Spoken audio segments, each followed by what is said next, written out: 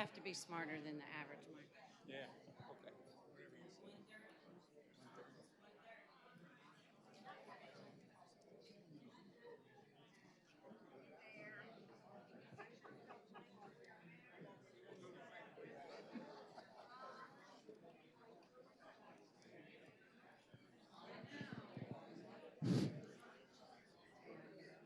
Well, welcome everyone. I told Grant when we found out that he was going to be down in South Carolina speaking that this would be a good opportunity for him to swing by and maybe do something here. So I checked with Cindy, and she said that would be great. So we got this set up for today. Now, what I did tell Grant, I said we may have a few people here. We may have who knows how many you got here. So that's good that we almost filled up the room. So that's nice. Um, see, Grant, you get the.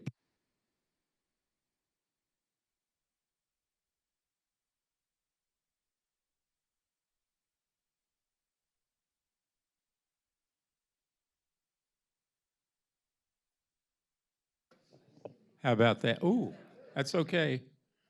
What are you doing to me, Wiz? I have no idea. Cindy is bench hitting for Ariel and Allison today because both of them have birthdays in their family. So Cindy's letting the help take care of birthdays at their home. So she came in to work for us. So thank you, Cindy. Appreciate it.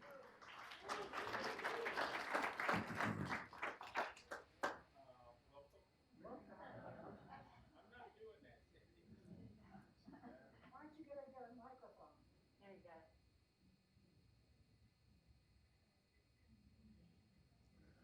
Let's try this one.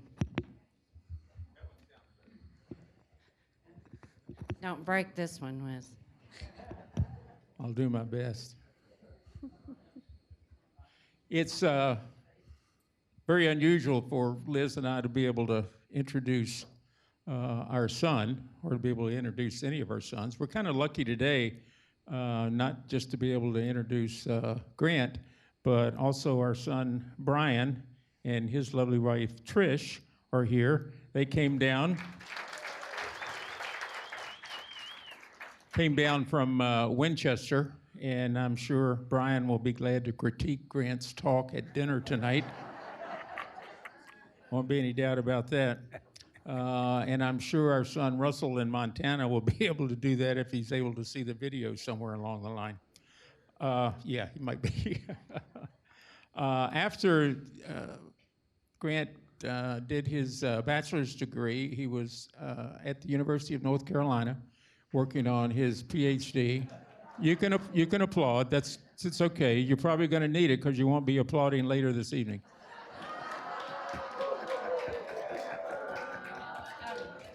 Yeah.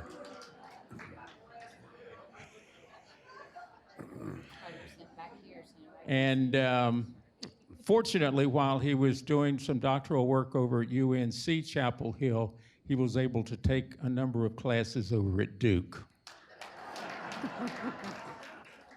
which certainly helped. But seriously, at the time that he was doing that, he got what I would call a calling from the Masters University out in Santa Clarita, California. John MacArthur, who many of you probably have heard of, was the president out there, and they were looking for someone with some background that Grant seemed to have.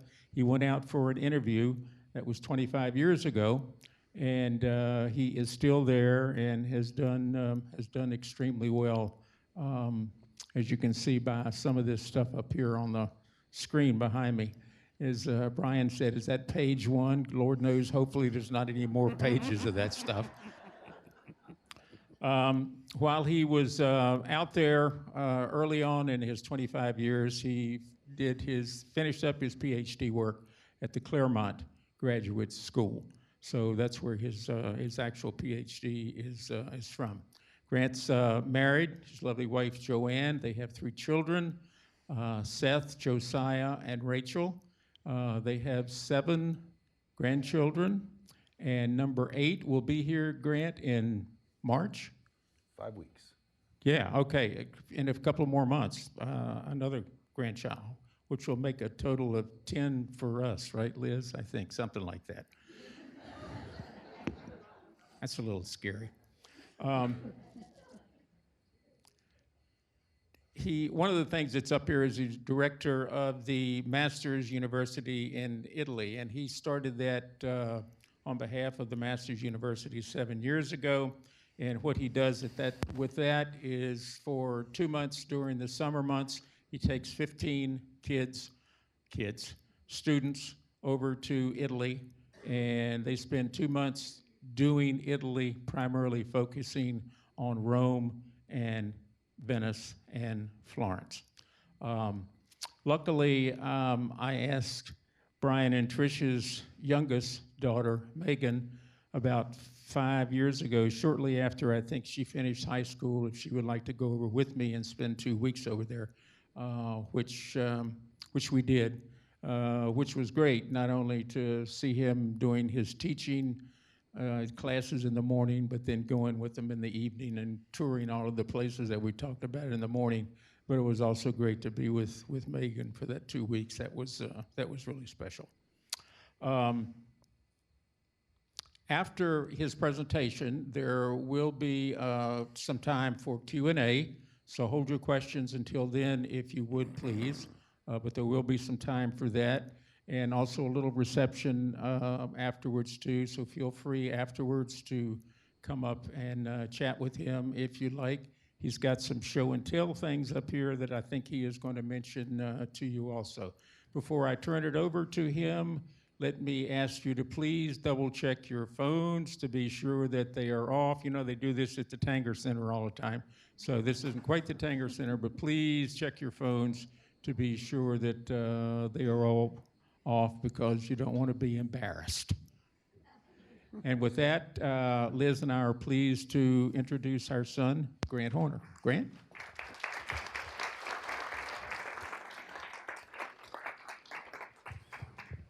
Thank you.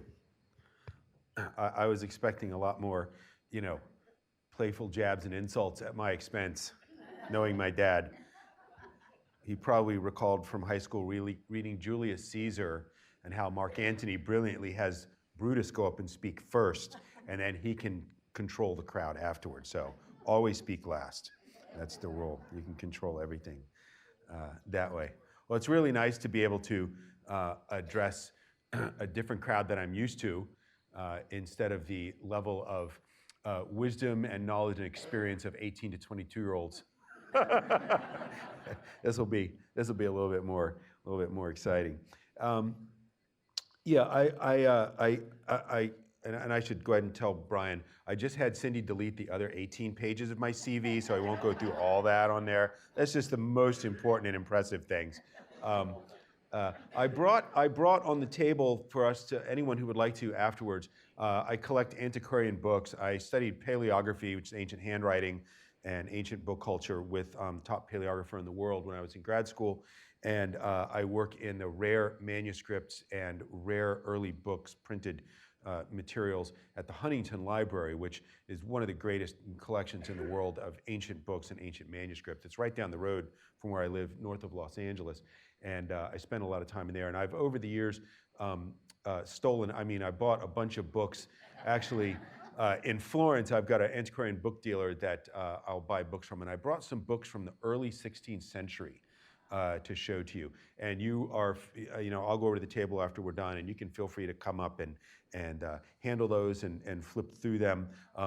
If you're a Baptist, please put away your Diet Coke. And if you're a Presbyterian, extinguish your cigar. I also brought a very heavy piece of marble, which is from Augustan Rome. It's 2,000 years old, and it's actually got an incised inscription on it that I can show you when it comes. So if you'd like to do a little show and tell, we can do that as well. So when my dad asked me if I would come here and talk to you all today, I had just reread this great article, What Italy Has Given the World. And I have my students that go with me to Italy read it. It's several pages long. It's from a scholar at St. John's College. And he's an Italian guy who's a professor of Italian history and culture. And it's just basically a list of all the awesome things that we owe to Italy, more than pizza and gelato and Lamborghinis and things like that. It's all the famous people whose names end in O and I and A.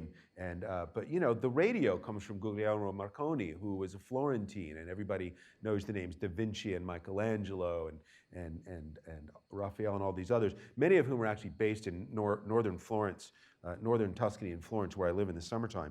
And I thought I could just save a lot of effort and just read this to you from behind the podium, not give credit, but then I'd have to become the president of Harvard, and that would be awkward. So instead, what I did was, and that would be quite a promotion from a guy from a little teeny school in LA County no one's ever heard of. But in addition to the academic things that I do and the family things I do, one of the more important, not as important, maybe more important than academics, less important than family, would be my title at the very bottom there of IMC, which means Insane Mountain Climber. If you've been to California, been to Yosemite Valley, and everyone's seen the pictures and the postcards, it's one of those places when you first see it, you're like, that can't possibly be real. And it's one of the main areas where technical rock climbing was developed, starting back in the 50s and 60s. And there's a very, very small group of us who do what is known as speed climbing on the big wall of Yosemite, which is right there on the left side. That's called El Capitan. And it's 3,000 feet tall. And the first ascent took 48 days, spread over a year and a half of attempts. The next ascent took a solid week, and people have been kind of whittling the time down.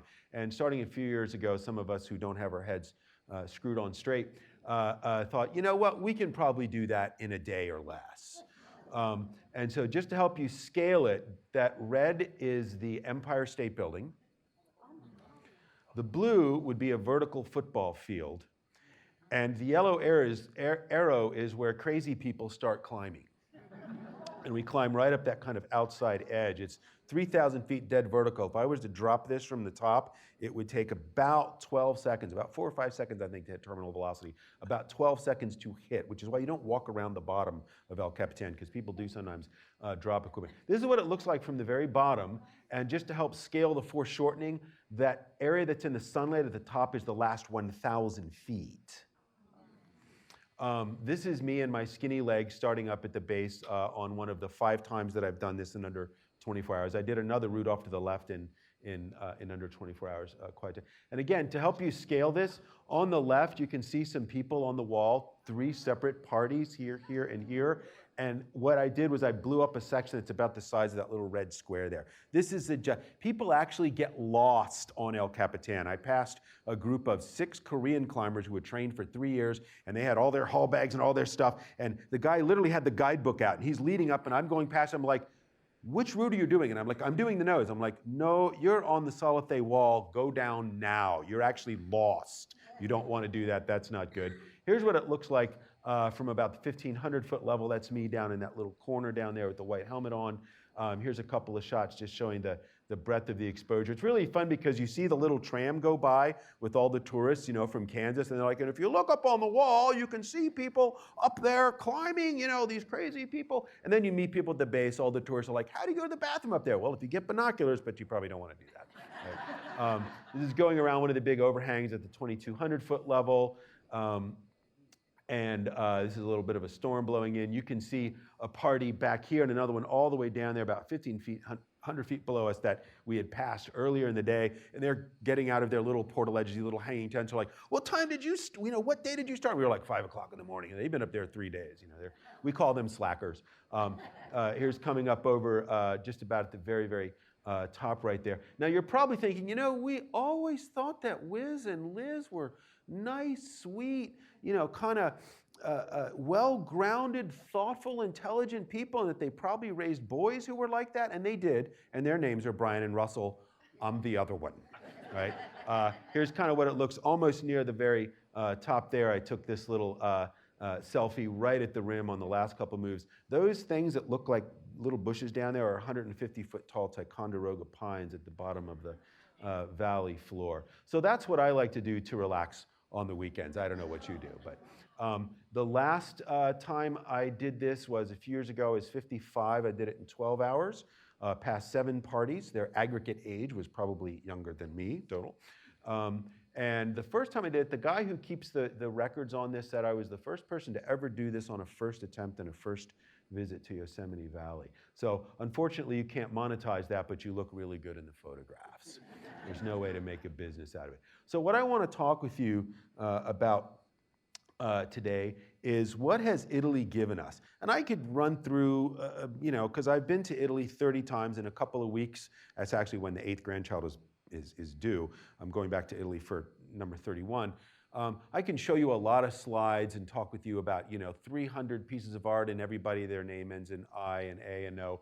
But that's not what I'm going to do. I want to look kind of closely at 3 particular pieces of art and talk about some of the wonderful things that Italians have done. Italy has got a long, complicated, troubled history in a lot of ways. Lord Byron, one of the 18th century Romantic poets, great poet, horrible man, but he has a line in one of his longer poems where he talks about Italy. The Romantics were fascinated with Italy and they spent a lot of time down there. And he wrote this poem, Italia, which is what the Italians call Italy. Italia, O Italia, thou who hast the fatal gift of beauty, which became a funeral dower of present woes and past. Because Italy is so geographically beautiful, because it is so, over time it had become incredibly wealthy. Of course, the Roman Empire lasts for about 1,000 years because of the abundance of natural resources, because of the easy access. I mean, Italy is in the center of Africa,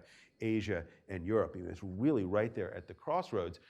Everybody looked at Italy and said, we'll take that.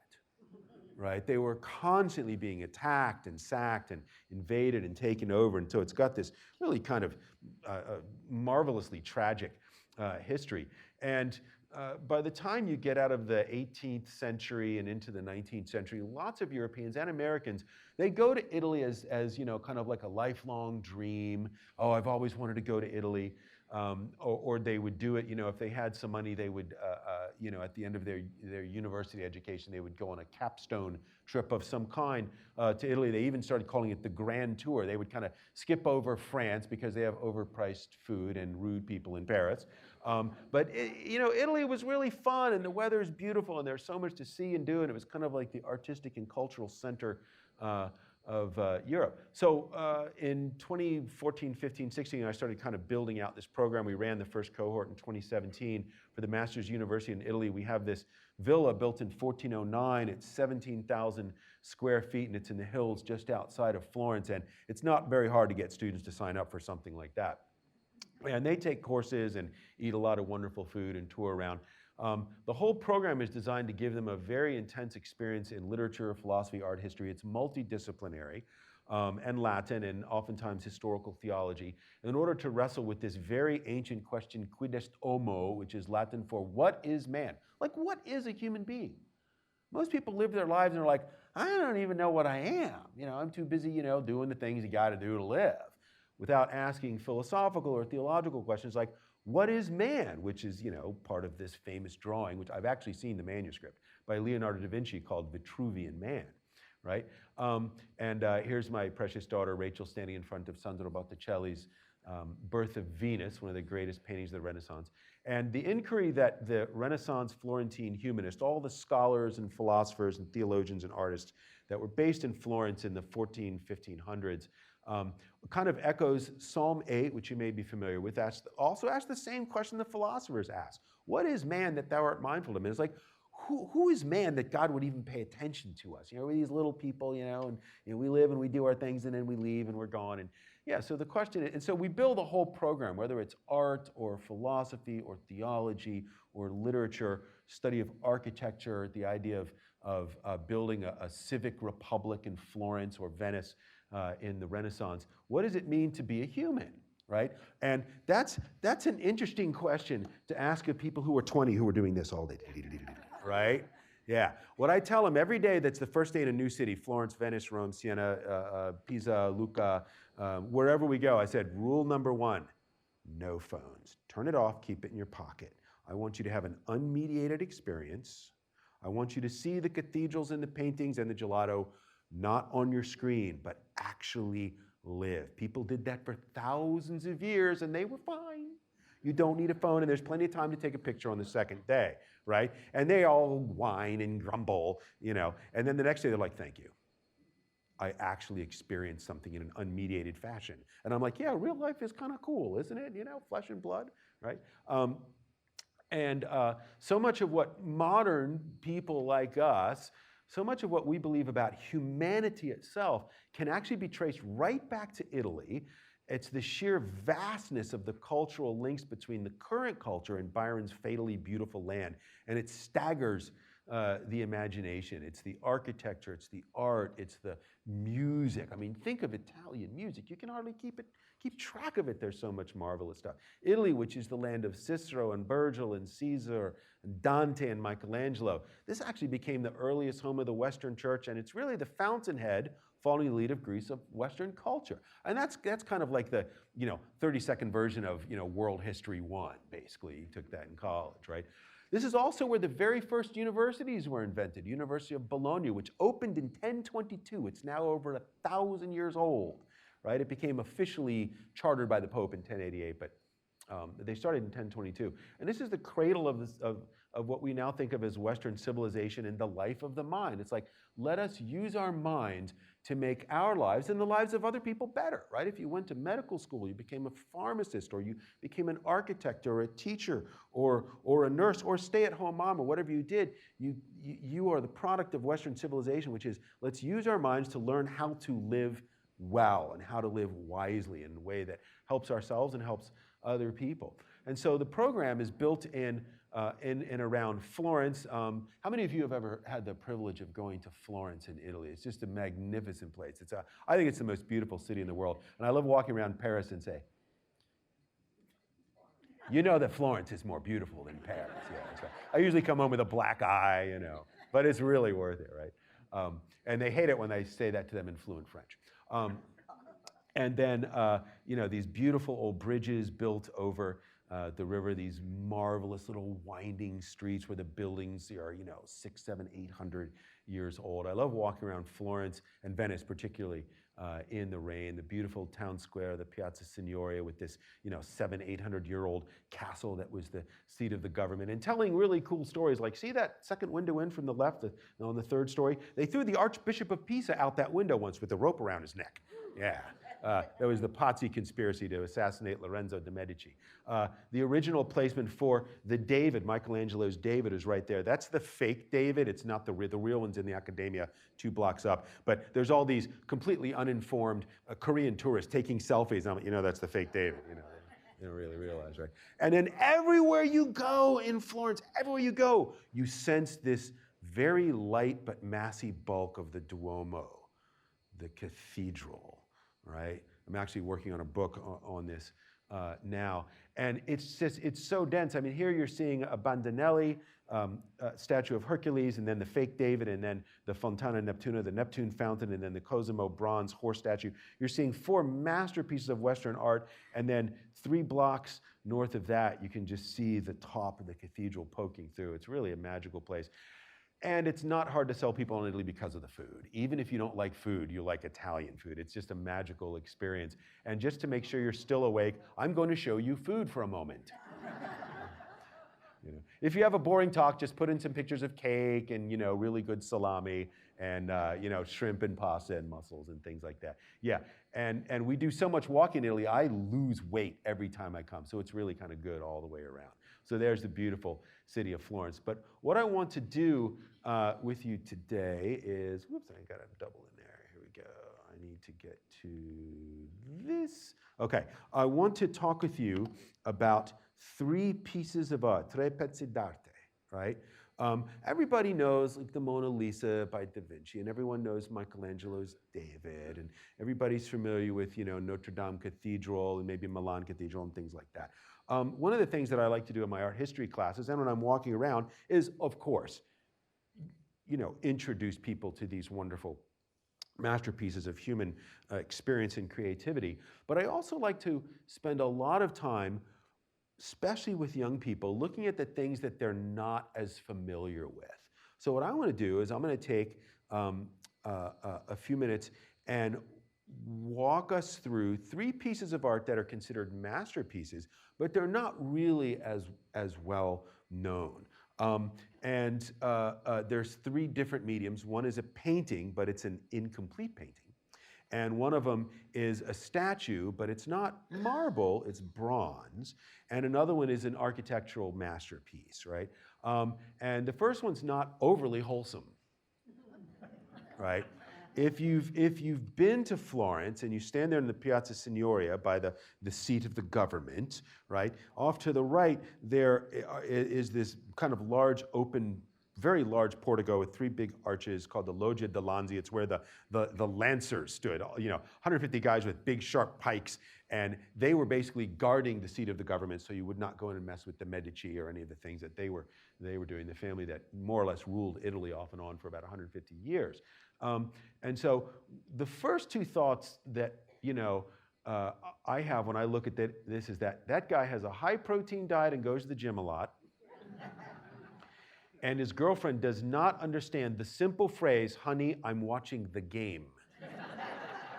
Right?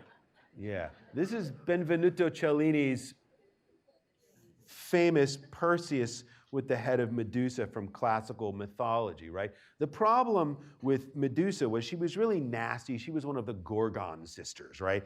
And she didn't have a bad hair day occasionally. It was every day because her coiffure were snakes, living snakes, right? And so she didn't get a lot of dates, so she was really irritable because she was hideously ugly, so ugly that if a man looked at her, he turned to stone. Right? And there's 2 effects females can have on a guy. One is turn to stone. Oh, wow, she's really, And then there's the, would you like to go on? Okay, right? Okay. So she has the negative one, right? She turns you to stone. And they're just these nasty, snake-haired sisters. Well, Perseus is really smart, and his job is to get rid of her. So he polishes up his bronze shield, right? And he aims it in such a way that he can see her reflection, right? And that guides his hand to cut her head off. Now, artists have played with this idea for a long time. One of my favorite Italian Baroque artists, Caravaggio, took a wooden shield and painted the face of Medusa with the snakes, and she's going, because the idea there is that this painted shield was Perseus' shield, where she saw her own reflection, was horrified. Wow, I'm not as good looking as I thought I was, right? Like almost everyone in Los Angeles where I live, right? And is herself turned to stone as he cuts her head off. It's this brilliant, kind of very self-reflexive piece of art. So here's Perseus, and his weapon was not so much his sword, but the bronze shield, but he's not holding his shield, he's holding her head up after the decapitation. And you have, what's all that? Is that hair hang? No, this is supposed to be like blood that is spurting out of her severed head, coming down there. And this is a very startling piece. When Charlie Chaplin visited the Piazza Signoria in the mid-1920s, he said, of course, I was immediately drawn, you go into the square, I was immediately drawn to the David, right? Which, of course, even at that time was the fake David. I wanted to go see the David, but as it got closer, I looked to the right and I saw this, and everything else faded away. And if you've been there, you know this is an astonishing thing to experience in real life. It's over double life size, and it's on a pedestal. It's about 4 feet tall. So this thing is just monumental. And all the tourists are looking, what, and if you haven't studied the mythology, you still know you don't want to be on the receiving end of this guy's sword. This is a very, very powerful individual. And it's all the way back there. You can see the 3 arches of the loggia. It's that one that's all the way on the far left. And there's so much art there that people sometimes just become disoriented by just the sheer amount of art and culture that happens there. And imagine how entertaining it would be to watch an archbishop just come fly. I'm not anti-Catholic, but watch an archbishop just come flying out the window there, right? Yeah, that would just really add to the whole. And then over here where you see this little white kiosk where they're selling little I went to Florence keychains, that's where they burned the Dominican friar Girolamo Savonarola in, I think, 1494. For leading what they felt was, a certain kind of religious rebellion at the time. You can look across from the door of the Palazzo Vecchio past the fake David there and see this gigantic statue as well, all the characters around it. And it's really amazingly gory and physiologically astonishing. Here is the Gorgon sister. Here's Medusa's body that he's now standing on, right? And you're like, well, that doesn't look like any, right? There's all the blood coming out, so that's the neck. There's her right hand, right? Her left hand is over here, but her right foot, her whole leg has been bent up under and is coming underneath of her left arm there. So it's all just completely destroyed. This is a very, very violent killing. And what's amazing about this statue is it's bronze, right? Bronze is copper and anywhere between 10 and 12.5% tin, sometimes a few other little metallic alloys. And it's metal. You can't carve metal. You can carve stone, you can carve wood, but you can't carve metal. And all the Renaissance artists, they had mastered carving wood. And of course, Michelangelo between 1501 and 1504 carves the David, right? Which, by the way, was his first major large sculpture. And he started it when he was 23. That block of marble, 22 feet tall, had stood in the town square for 2 generations, and every artist looked at it and said, I can't, that's too much, I can't. Even Da Vinci was like, yeah, I'm not touching that, right? Michelangelo was 23 when he started it. And that's when I get right up in my undergraduates' faces and say, what are you gonna do with your life? Play on your video games all day, right? So marble is extractive sculpture. You remove everything that is in the sculpture. That's Michelangelo's theory. God already put David in the mountain in Carrara, and they brought the thing down from the quarry, and I removed everything that wasn't David. But this is bronze, and bronze has to be cast. It has to be, mined, smelted, and purified, and then you add the alloys that you want, and then you melt it, and then you pour it into a mold. Well, how do you make a mold like that? Right? This thing was started in 1545, and he worked on it for 9 years. You talk about patience and dedication. And for something like this, an artist will start with drawings, from each direction, what does it look like? And then they will do some small terracotta models out of clay, and then they'll make a larger model with like a wood and wire frame underneath of plaster of Paris. So they get everything exactly the way they want it. So it's in their head exactly what they want. But how are you going to pour hot, molten, liquid metal and end up with something that looks like that?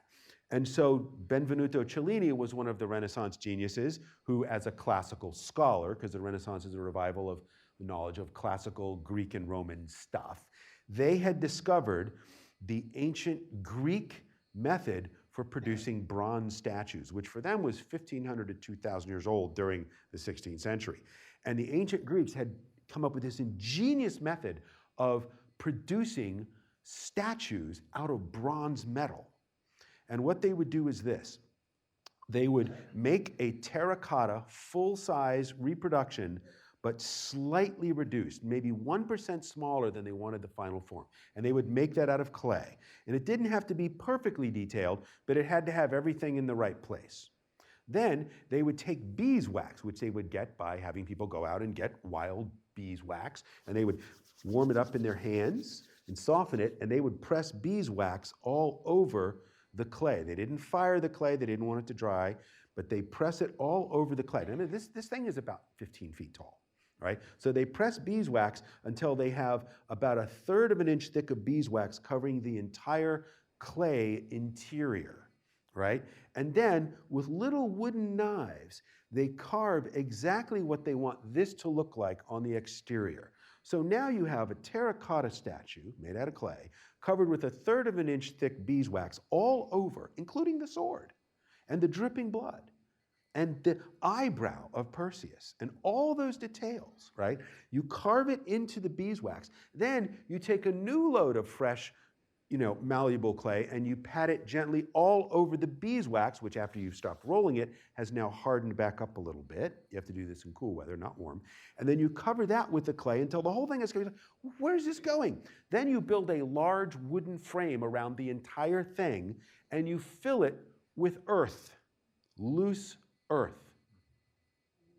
And so the whole thing is now inside of a crate, inside of a box.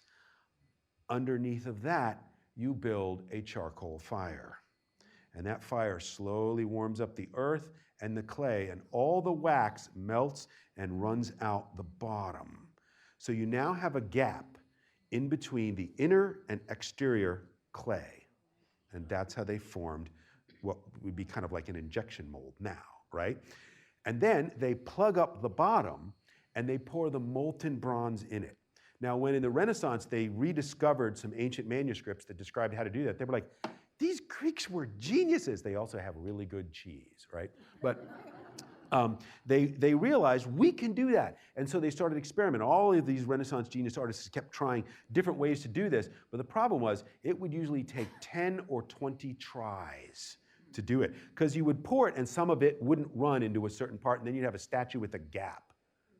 Or it would leave a dimple. And you can't weld it, you can't add anything to it. So if any part of it didn't fill properly, when you poured it, it immediately began to cool, right? So as soon as it cools, it stops dripping down through. So it's an incredibly complex process. Most bronze statues that were made by the Romans, and we know from the records, and many of the ones in the Renaissance when they tried to revive this, it took them 10 to 20 tries, which meant you took everything apart, you poured water on it, so you got rid of the clay on the outside, you poured water in through a little hole in the top, it got rid of the clay on the inside. Now you just have this molded bronze, and there was some gap, there was something missing, and what did they have to do? They had to melt the bronze back down and start all over again.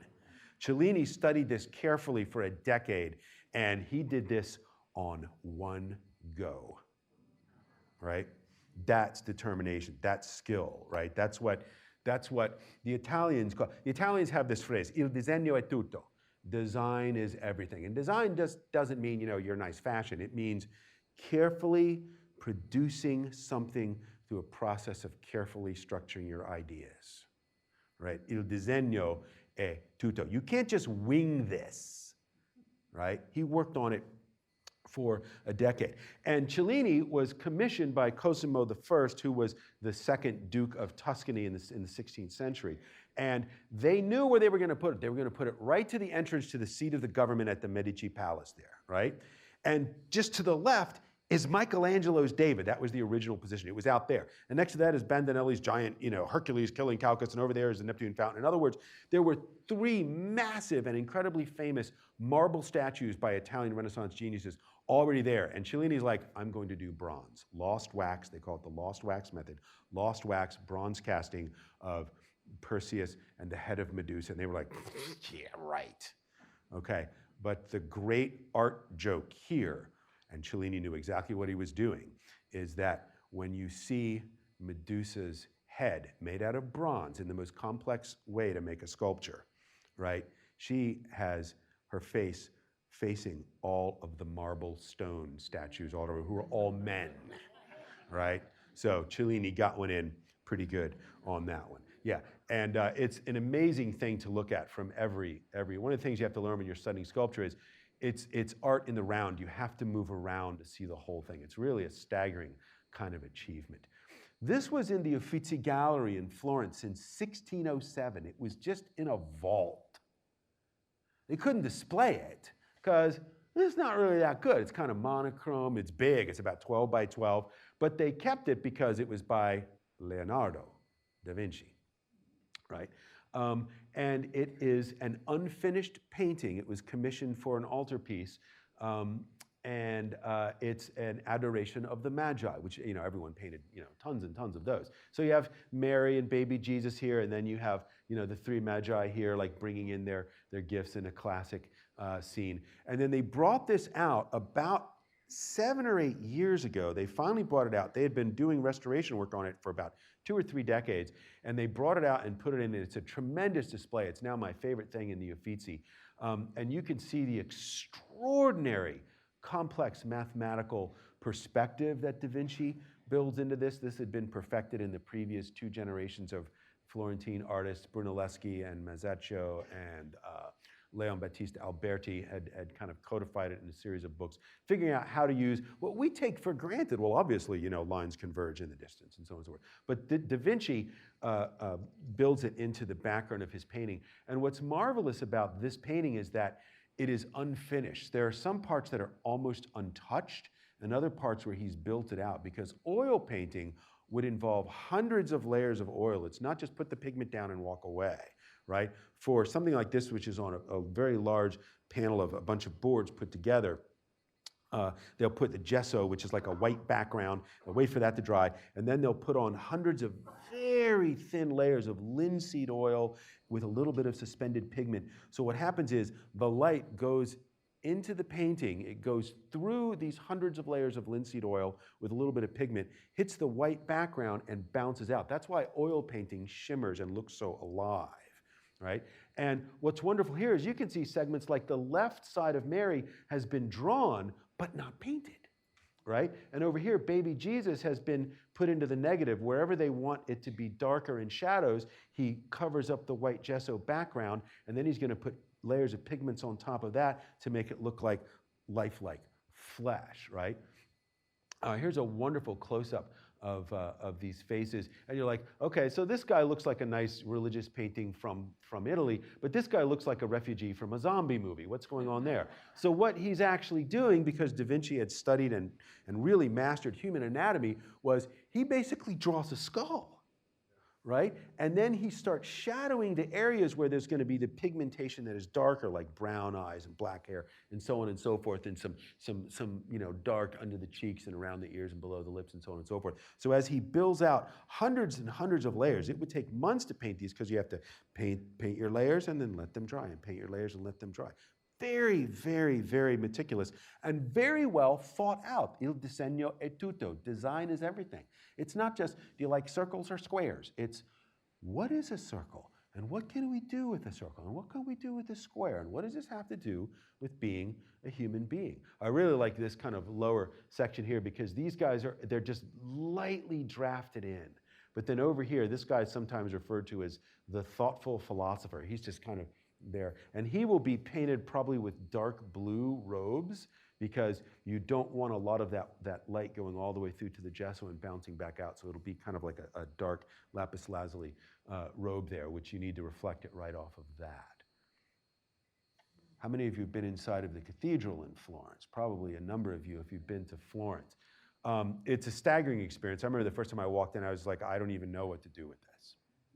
I'm currently working on a book on the building of the dome at the top of the cathedral. They tore the old cathedral down in the very early 13th century. Santa Reparata was about a quarter of the size of this.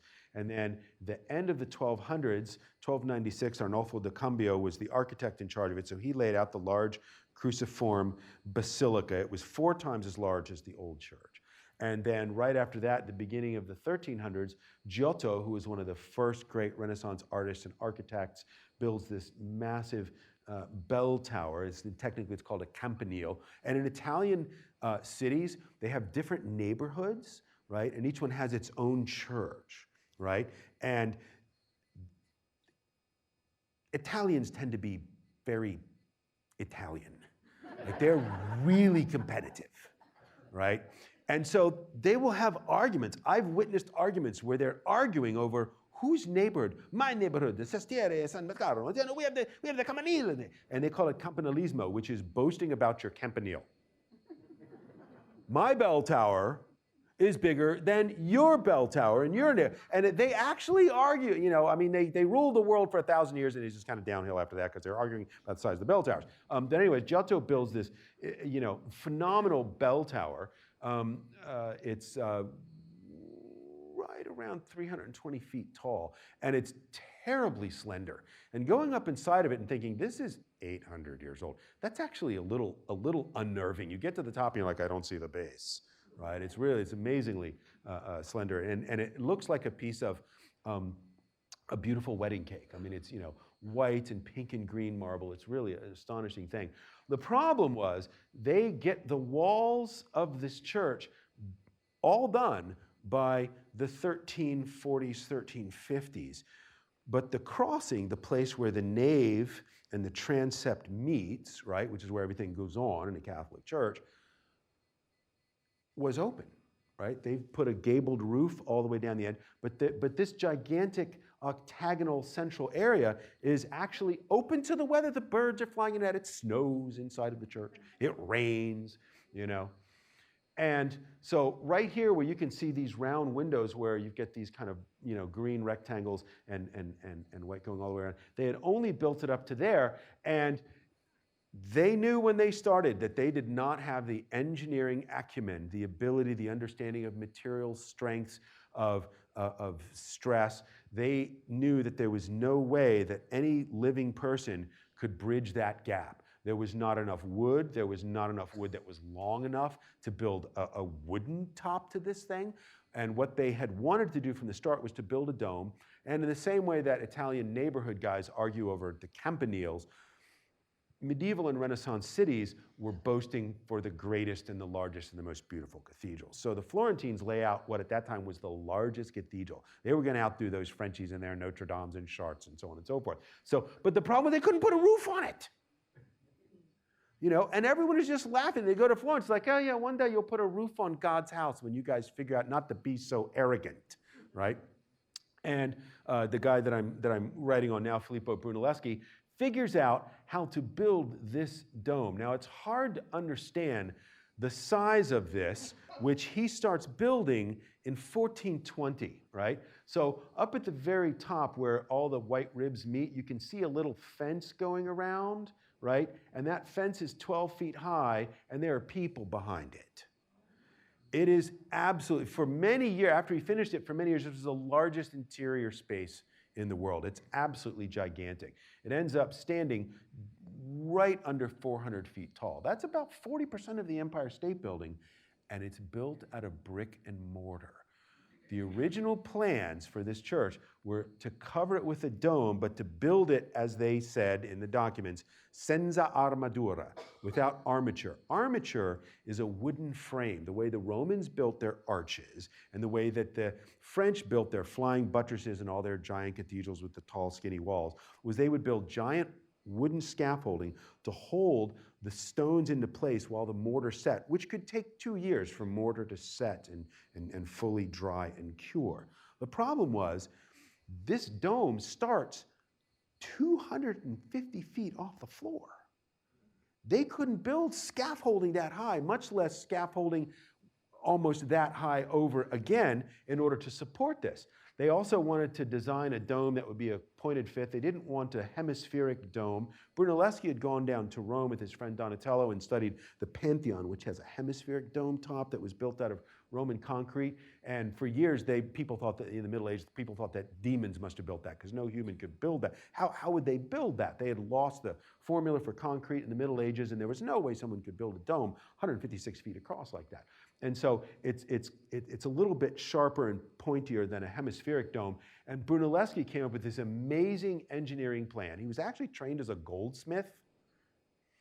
He learned architecture by teaching himself and by studying ancient Roman ruins. He spent many years in Rome studying all the famous buildings down there. And he said, we're not going to build a dome, we're going to build 2 domes. There's going to be an interior dome and an exterior dome. And we're going to put arches between the interior and exterior dome so that they support one another as they're being built and after they're built, right? So it's a self-supporting truss system that we're going to build as we go, and we're going to build arches across the different 8 sections of the groups, and basically he's building it like a spider web. He studied wasps' nests and honeycombs and things like that, trying to understand how can you build a structure that is self-supporting as it's going up? Because when you build an arch, you can't just start with a brick here and a brick here and a brick here and a brick here and start leaning them in. They're going to fall apart. You have to have the wood in there to keep them in place, right? Same thing with a dome, because a dome is basically an arch on a spindle. Right? So without the support, how do you get it to self-support? So he has to figure out how to build some, because you know what holds the arch in place and a dome in place is the keystone at the very top. But that goes in last, right? That's not going to work. So he has to kind of reverse engineer this and build it, not from the ground up, from about 250 feet up, all the way to the top, and also make it beautiful. So he comes up with all kinds of really astonishing engineering marvels. People are still trying to understand how he built this. We do know that he built what he called catena, chains, or we would call them rings, right? Because the problem with the dome, just like an arch, is the hoop stress. The natural tendency of gravity is to cause the walls to fall outward like that. So he builds these large wooden chestnut beams around them, kind of to hold it in like barrel hoops, right? He builds those in there, and he builds all of these complicated arch systems. So he's building a kind of a giant network to hold it together as it's going. But in the last 10 or 15 years, some scholars of ancient architecture have also realized that it's much more complicated than that. Now remember, these people are bricklayers. They're starting to work 25 stories up. And every morning they would meet with their master mason, and he would check them in. They would each get a pound of bread, 2 quarts of wine, right? That was designed to calm them. I'm not sure how wise that was, right? 2 quarts, right? Okay. And they weren't allowed to come back down the scaffolding until the end of the day, or they would lose their day's pay, because you can't go up and down. Please, can I have some more wine? No, right? So they start working up here. This is 25 stories up, and they're laying bricks like this, but it's a dome, which means they got to start laying bricks like that at angles up to 45 degrees. And they're working on scaffolds out of woven willow and birch that are attached to the walls that were laid in the previous season. They worked on this for 16 years, right? Can you imagine laying back on willow branches, looking down a football field, and putting bricks in place?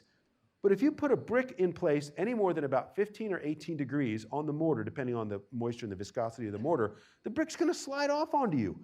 How do you prevent that? One of the things that he did was he figured out, well, I'll get to that in a moment. He actually designed this massive crane, right? This is 40 stories up.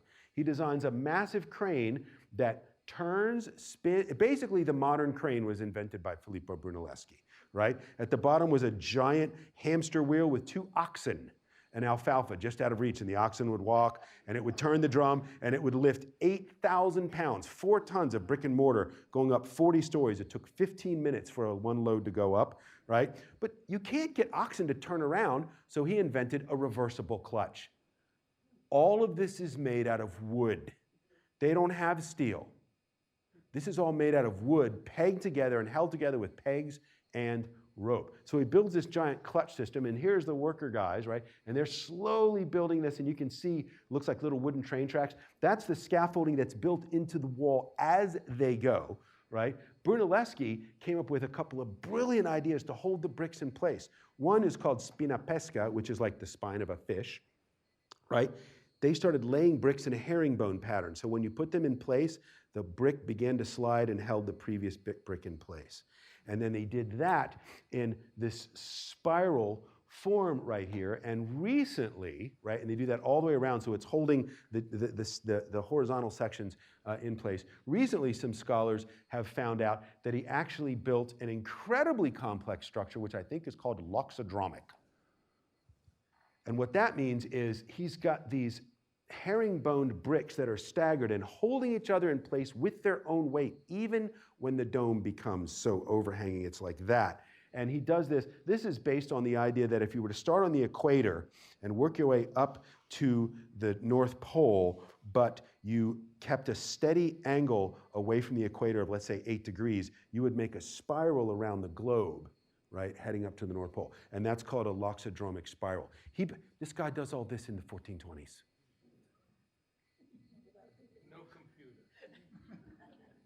An abacus. He drew a full-scale cross-section model of this on the sand of the Arno River in order to understand the scaling of it all, right? And the result is, I just think, just about the most astonishing thing that I've ever seen. I've been in this building hundreds of times. I've been kicked out a few times. Last time I was in Rome, I got kicked out of the Vatican. I'm like, I'm a Protestant, but I like Catholics. What's the problem? The guy, I don't know, he was probably first day as a guard. He wanted to make a big kill, and he kicked me out of there. I was just pointing out something about the Pietà. I don't know what was going on. Anyways, it's an astonishing thing because Filippo kept all of his methods secret. when he got the contract, there was a contest. Who gets to build the dome? They actually held a contest. And a bunch of people entered, and he said, no, I know how to do it. And he gave them a model, and they said, well, how are you going to do that? And he said, I'm not going to tell you. People were afraid of, intellectual property theft, right? The Chinese well, it wasn't the Chinese back then, but the Chinese are going to come steal our stuff, right? So he wouldn't tell them how he was going to do it, and he, played a couple jokes on him, and they finally gave him the contract. But to insult him, they gave basically they said, you're going to be in charge of it, but Lorenzo Ghiberti, who was almost like his sworn enemy, he had lost a huge contract to him years earlier building the bronze doors to this baptistry that you see down the bottom. And they did not like each other at all. And so in order to keep him humble, they said, well, Lorenzo's going to be your assistant director, right? It's like getting a promotion, but they also pick your worst enemy in your office to be your co-director of your new department. And it was deliberately designed to keep him. So he plays a joke one day. They had this thing about halfway up, and it's starting to get steep, and they're starting to need to use the herringbone bricks. And Filippo basically calls in sick. I'm sick, I can't come. He was in there and up there every day for 16 years. I can't come in, I'm really, really sick. And then the masons come back down. We've got a problem because the bricks are sliding and we need to figure this out and so on and so forth. And then he said, ask Lorenzo. Lorenzo was also a goldsmith and a bronze caster and not really an architect, right? And he had to just say, I don't know what to do. And then that was it at that point. Everyone knew it was Filippo's dome. But what's wonderful about this is that Filippo and the people building this church were quite explicitly saying, we want to build the most beautiful church to the glory of God. Now, you would think there'd be a gigantic statue of Filippo at the front of the church, but no. He's actually buried in what back then was an unmarked little grave. It's now been exposed and the tourists can look in. He's just in a little box, right? And he said, my only wish is to be buried under the floor in the church with everybody else. Yeah, kind of a marvelous story. Yeah, beautiful, beautiful place. And our villa is right back behind Fiesole, right back in that little gap in the mountains. You can drive about 10 minutes and look right over the hill, right down into the heart of Florence. Well, I want to thank you for giving me your attention. It's an honor whenever anyone either reads your stuff or listens to you talk. It's an act of grace and charity, actually, because you can't get the time back. So if you didn't like it, I'm sorry. You can blame my dad. He arranged it. I do have up here some books and an old piece of actual 2,000-year-old Roman history from Augustan Rome. I'll be happy to sit over there, and anybody that wants to look at books or ask questions, some of them are in Latin. I think one might be in Italian. But those are books from the Renaissance. Probably the two most interesting things I have is a translation into Italian of Ovid's Metamorphoses, which is kind of like the source of classical Greco-Roman mythology. Huge influence on William Shakespeare and people like that. And part of that book was damaged and was reproduced with manuscript. So it's a very early 16th century manuscript with drawings in it. So that's a lot of fun to look at. And then the largest one over there is might have been one of the most important books of the Renaissance because it's the first ever Lexicon Graecum. It's a Greek dictionary. They learned Greek and figured out how to make a Greek dictionary so they could study, everyone could study all the old Greek stuff. And I show it to my students, they're like, this doesn't help, the definitions are in Latin. I'm like, pay attention in class. It'll be fine. Okay, thank you for your time. Thank you, Grant.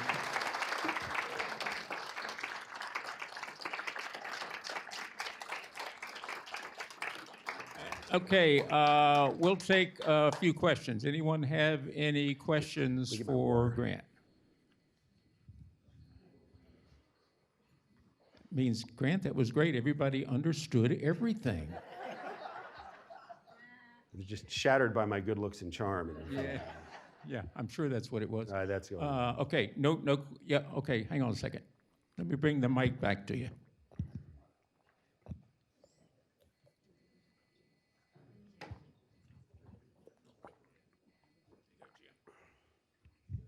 Just one question about this beautiful building. Who paid for it? That's a good question because we live in a material world and things have to be paid for. There are no free lunches, et cetera, et cetera. Well, the Arte della Lana, also known as the Calamala, that was the wool guild. And Florence was this little backwater town overrun with mosquitoes and a couple times a decade, the Arno River would flood from Apennine snow runoff in the spring. So it was not a very nice place to live. It was kind of a Roman outpost called Fiorentina because a lot of flowers grew there, and so they called it the flower city. That's why it's now called Florence, Florentia. The hills around there were pretty good for growing sheep, right? And so they began experimenting with different ways to prepare wool, and it's kind of a complicated process to go from a sheep to a nice jacket. You know, there's about 15 or 20 steps. It's fairly complex. But in the 1200s, a bunch of Florentine wool merchants figured out a very efficient way to do those steps. Within a generation or two, by the 1300s, everybody knew that the best wool was produced in Florence. And so even wool from as far away as Scotland was being shipped down the North Atlantic into the Mediterranean, barged up the Arno River, and bales of raw wool were being delivered to Florence, and a gigantic industry was produced. So they would take the raw wool and produce the yarn and fabric in a finished form, and then it would be shipped up mostly to Flanders and northern France to be woven into beautiful textiles, because wool was what you used in the Middle Age and the Renaissance. Silk was too expensive. It was very hard to get from China. Cotton really was not around yet. Linen just falls apart. Wool was everything. Everyone wore wool all the time. The carpets were wool, the curtains were wool, everything was wool. And that brought a massive influx of cash into Florence for centuries. And that's why the Florentines are like, we got all this cash, what do we do? Let's invent banking. They invented double entry bookkeeping. They invented accounting. Luca Pacioli, who was also a Renaissance genius and an artist and a mathematician, translated Euclid in his spare time, right? Invented double entry bookkeeping. They're like, so we actually know what we have, right? And that amount of money was flowing through there, and of course the guild system of these workers were going to be taxed, buying and selling, wholesale retailing, and so the government of Florence levied a tax on the Calamala, but the Calamala said, you're taxing us heavily, so we want to be in charge of what they called the Opera del Duomo de Santa Maria del Fiore, which is the works of the Cathedral of St. Mary of the Flowers. So they basically had the charge of everything that was going to happen with the new cathedral building, which started in 1296. And the money that they paid in taxes came back and funded the opera, or the works of the cathedral. So it was basically funded by the fact that everybody wore wool all over Europe. That's where it came from. Any other questions? What, Jim? I just made all that up, by the way. Grant, first Yes, of all, sir. thank you Thank you. for an enlightening talk. It's just been fascinating. The book that you're working on, who is the audience, and will there be an Italian version or an English version or multiple languages, even French perhaps? Okay. Ici on parle français. Well, I'm writing it in English, and the goal is, because all my other stuff has been academic books and articles, things like that. So I wanted to write something that would be more for a general audience. And so it's actually historical fiction, but it's heavily researched. So I spend all the time that I have researching. Like I've spent the last couple of years just intensely researching everything from Roman to late medieval masonry. Like, who reads that stuff? You know, I'm ordering books through the Interlibrary Loan. They're like, are you sure this book about concrete? You want to read that? And so the goal is to complete a historical fiction narrative with all the main Quattrocento 15th century Italian geniuses as characters. So Filippo Brunelleschi is a character, Lorenzo Ghiberti is a character, Leon Battista Alberti was like the ultimate Italian Renaissance man and invents, single point perspective. He's a character. Then there are some fictional characters to kind of fill it out. And it's designed to be, entertaining, because it's fiction. It should be interesting to read. That's what I'm hoping for. But it's also designed to be enlightening, and it's basically about the titanic ego struggle between Filippo Brunelleschi and Lorenzo Ghiberti, who is, his assistant director for building the cupola, where both of them are desperate to outdo the other one, right, and get the credit, But both of them, because they're professing Catholic Christians, they're like, but we're just doing this for the glory of God. So it's the problem of, I have a gigantic ego, but God, I'm so humble. But look at what a genius I am, but I don't want to take credit, but definitely make sure I get credit. Yeah. And by the way, the contract for producing the cupola, I mean, he was paid for it, but it was actually not very much money, and there's quite a bit of evidence that he was actually never paid. Now, he had, like all these other artists, he had lots of contracts out, right? Most of the stuff that we have about Michelangelo da Vinci are people filing suits against him because he would take 30 contracts and work on 4 other things. Because that's what contractors do, right? If you now contractors, like you hire the plumber and the plumber shows up on Monday and says, yeah, we need to fix that, I'll be there Tuesday. On Wednesday, you call him, he's like, well, I'm at this other job, but he stops by 3 other jobs, then he goes by the 7-Eleven. Because you can't take one job as a contractor, go do it, and then wait for another contract. You have to open a lot of contracts, and you have to kind of keep them all moving as best as you can. But Michelangelo was kind of ADD and had trouble completing. There are more incomplete Michelangelo statues than complete, by the way. When you go in to see Michelangelo's David, I spend an hour and a half teaching marble sculpting technique, going through the 5, they're called incompiuti abbandonata, right? They're abandoned, incomplete statues. My favorite line from Leonardo da Vinci is, l'arte non è mai finita, solo abbandonata. Art is never finished, only abandoned. Put that last brushstroke on Mona Lisa, nah, it's good enough. The Frenchies will buy it. Yeah, but the goal is, in English. I mean, if it sells, if anybody buys it, Mom can buy some extra copies. Then maybe someone would translate it. Any other questions? There's some, my papa's gonna bring you a microphone, because I don't have very good hearing anymore. Where did I put my water? Okay, here's one, but then we'll come over to this dome. How was the interior of the dome completed? Who did the artwork, and how was the plaster and all that done? Last time I was in Florence, I was waiting to go into the cathedral with some students, and you're supposed to have these little tags. You're a certified guide, or if you're a professor, you're allowed to not have the thing. I don't know why. But anyways, there was a guy in front of me, and he was talking, and he had an older couple from America who obviously this was their dream trip, and they're going to Italy. And I was listening to this guy, and I'm like, this is all fiction. He was just making it up out of whole cloth. He probably had a fake thing. And he told, and then Brunelleschi painted the inside. I'm like, Brunelleschi's not a painter. It was painted on the inside by Giorgio Vasari. And so after they finished the bricking on the inside and everything was closed up and sealed, and they put the lantern at the top is 400 tons of marble and gold. 400 tons sitting at the top. You're like, that's too much weight. That's smart. The more weight at the keystone, the better. It's actually pressing down and holding it together.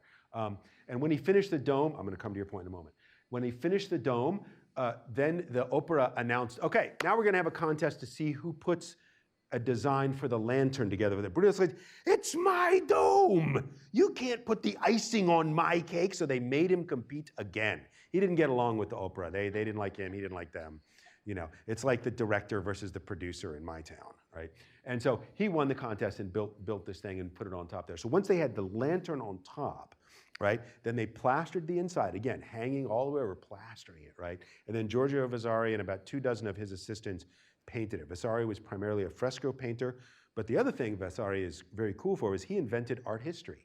He's the first guy that wrote a book about the lives of the eminent painters and sculptors of Italy. So he's like the father of the discipline of art history. So they spent, I think, about 2 years painting it. And in some ways, it looks a little bit like the Sistine Chapel, the far end with the Last Judgment, because it's a Last Judgment scene. Because the idea was when you would walk in the cathedral on the west portal, because the altar end is always the east, so the sun comes up where the altar is, you would come in, and the first thing that you would see at the far end when you got far enough in the cupola was Christ sitting in judgment, right? And then if you got under the cupola, and now you're in the middle, you look back here, and here's like the devil and demons devouring people, throwing them into hell. And so the backside is the lost soul side, and the altar side is Christ, judging and bringing people into heaven. And so the whole point of this kind of cathedral architecture is this. It's not just architecture. The built space is a theological argument.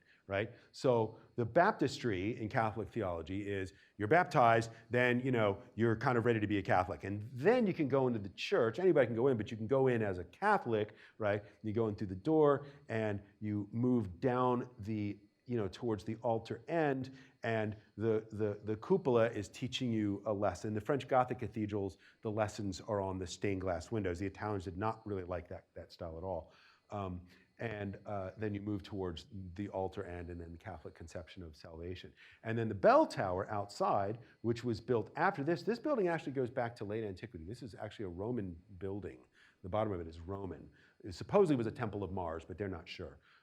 So this building comes first, that's 5th, 6th, 7th century, and then this is done in 1296, but they are only starting it. It takes hundreds of years to do it. And then the bell tower started, I think, in 1301, or maybe it was finished in 1301 by Giotto. So the bell tower, ding, ding, ding, that's like calling you in. So you get called in, you get baptized, you go into there. So the architecture is a theological argument, right? That's really how that works. And I love when the tourists, you see all the little tourists down there, they're standing there and they're looking at this facade of the cathedral and like, look at this is so beautiful. I love 800-year-old sculpture and architecture in the front. They didn't put that on until the 1860s. It was brick. It was just plain brick. You talk about patience. These are people who built a church for 1,000 years.